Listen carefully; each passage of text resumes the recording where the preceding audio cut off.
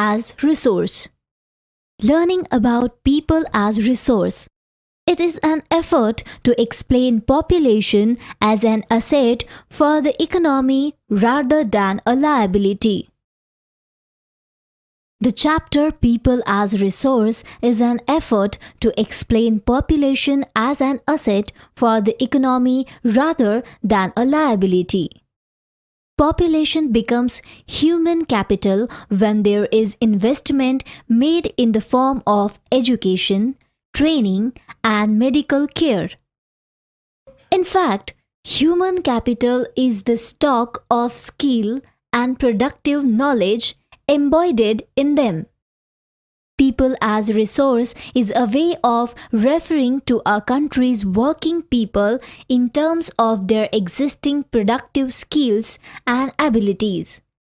Looking at the population from this productive aspect emphasizes its ability to contribute to the creation of the gross national product.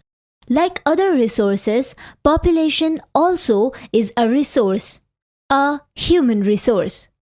This is the positive side of a large population that is often overlooked when we look only at the negative side. Considering only the problems of providing the population with food, education, and access to the health facilities. When the existing human resource is further developed by becoming more educated and healthy, we call it human capital formation that adds to the productive power of the country, just like physical capital formation.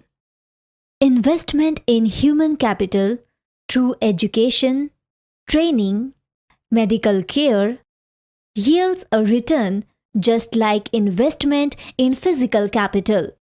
This can be seen directly in the form of higher incomes earned because of higher productivity of the more educated or the better training persons, as well as the higher productivity of healthier people. India's Green Revolution is a dramatic example of how the input of greater knowledge in the form of improved production technologies can rapidly increase the productivity of scarce land resources. India's IT revolution is a striking instance of how the importance of human capital has come to acquire a higher position than that of material, plant, and machinery. Not only do the more educated and the healthier people gain through higher incomes, society gains also in the other indirect ways. Because the advantages of a more educated or a healthier population spreads to those who themselves were not directly educated or given health care. In fact, human capital is in one way superior to other resources like land and physical capital. Human resource can make use of land and capital. Land and capital cannot become useful on its own. For many decades in India, a large population has been considered a liability rather than an asset. But a large population need not be a liability. Large population can be turned into a productive asset by investment in human capital. For example, by spending resources on education and health for all, training of industrial and agricultural workers in the use of modern technology, useful scientific researches, and so on. The two following cases illustrate how people can try to become a more productive resource. Story of Sakal. There were two friends, Vilas and Sakal, living in the same village, Semapur. Sakal was a 12-year-old boy. His mother Sheila looked after domestic chores. His father Bhuta Chaudhary worked in an agricultural field. Sakal helped his mother in domestic chores. He also looked after his younger brother Jitu and sister Situ. His uncle Sham had passed the matriculation examination but was sitting idle in the house as he had no job. Bhuta and Sheila were eager to teach Sakal.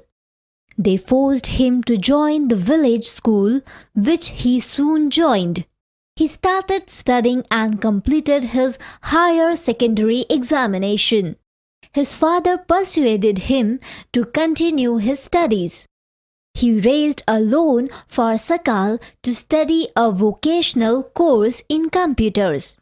Sakal was meritorious and interested in studies from the beginning. With great vigor and enthusiasm, he completed his course. After some time, he got a job in a private firm. He even designed a new kind of software. This software helped him increase the sale of the firm. His boss acknowledged his services and rewarded him with a promotion. Story of Vilas. Vilas was an 11-year-old boy residing in the same village as Sakal. Vilas' father Mahesh was a fisherman. His father passed away when he was only 2 years old. His mother Geeta sold fish to earn money to feed the family. She bought fish from the landowner's pond and sold it in the nearby mandi. She could earn only rupees 20 to 30 a day by selling fish. Vilas became a patient of arthritis. His mother could not afford to take him to the doctor. He could not go to school either. He was not interested in studies. He helped his mother in cooking and also looked after his younger brother Mohan.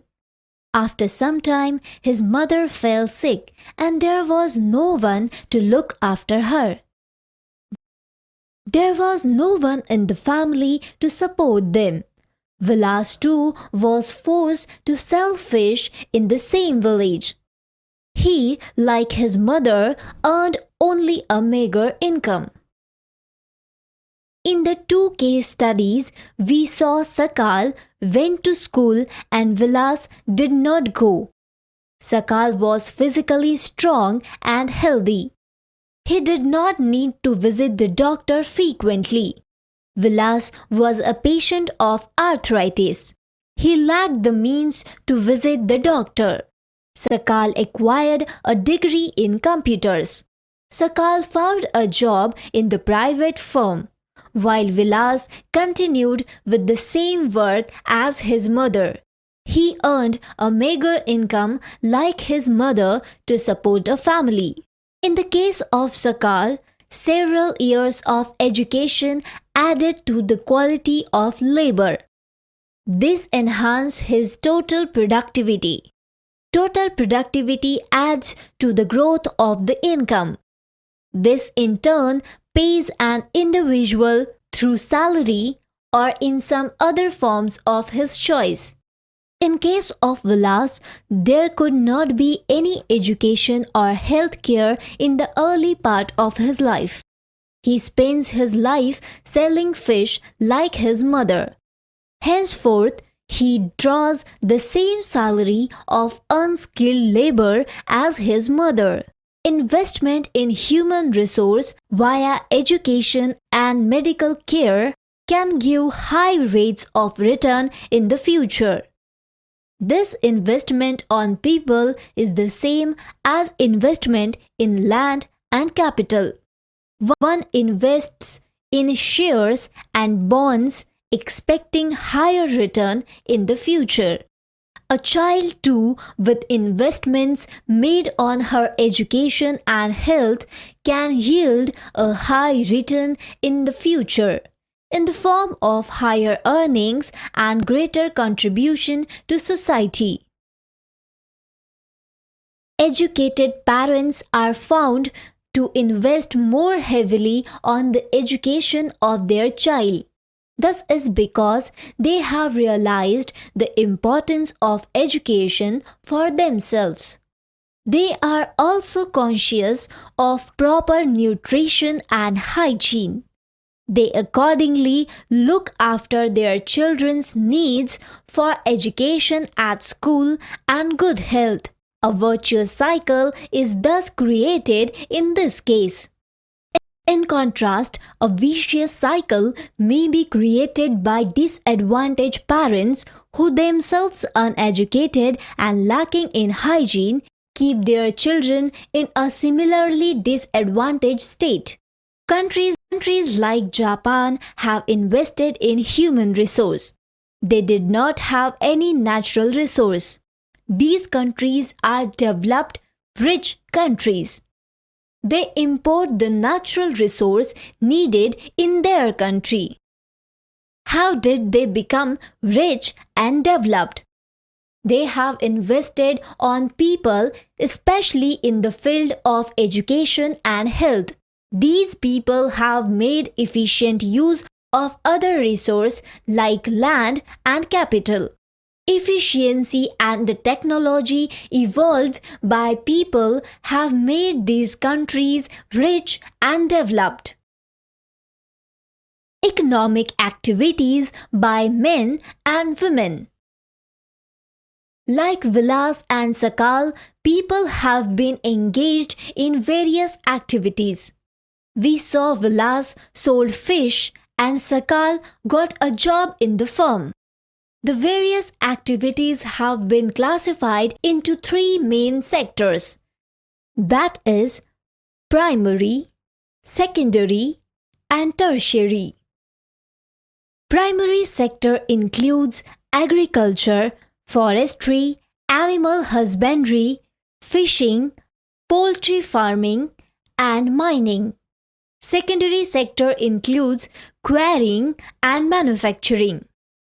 Trade, transport, communication, banking, education, health, tourism, services, insurance, etc. are included in the tertiary sector. The activities in this sector result in the production of goods and services. These activities add value to the national income. These activities are called economic activities. Economic activities have two parts: market activities and non-market activities.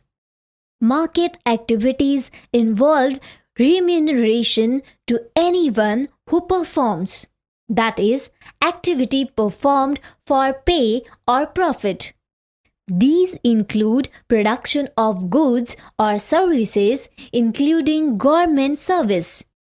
Non-market activities are the production for self-consumption. These can be consumption and processing of primary product and own account production of fixed assets.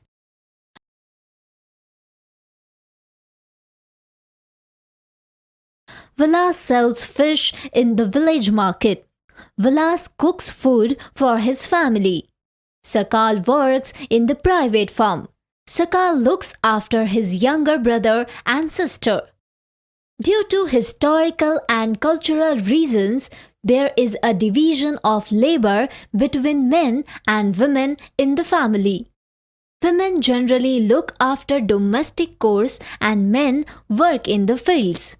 Sakal's mother Sheila cooks food, cleans utensils, washes clothes, cleans the house, and looks after her children.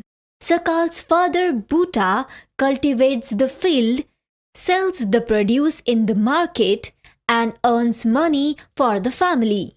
Sheila is not paid for the services delivered for upbringing of the family. Bhuta earns money which he spends on rearing his family. Women are not paid for their service delivered in the family. Their work is not accounted in the national income, which is a sum total of goods and services produced in a country. Gita, mother of Vilas, earned an income by selling fish. Thus, women are paid for their work when they enter the labor market. Their earning, like that of their male counterpart, is determined on the basis of education and skill.